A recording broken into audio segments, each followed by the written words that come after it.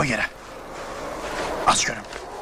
Bəs, sen deyirdin ki İngilizler mədenleri partlatmak istəyirlər. Gerek biz koymayak. Ne oldu? Fikrimi değişti. Özü de benim ellerimle. Hamısı mənimdir.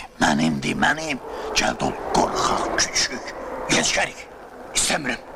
Eləmeysin. Şlaf, tikə doğraram səni. Yavaş.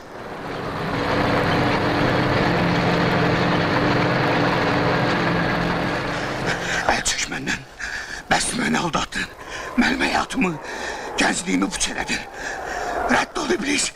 Ne istəyirsən? Sərim, bala, niyə belə deyirsən? Rədd ol iblis. Git cəhənnəmə.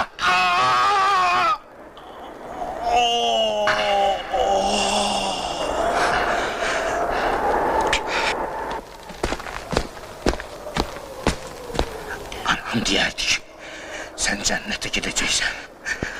Ama sen cehennemliksen. Ben seni bu saat ona gönderəm.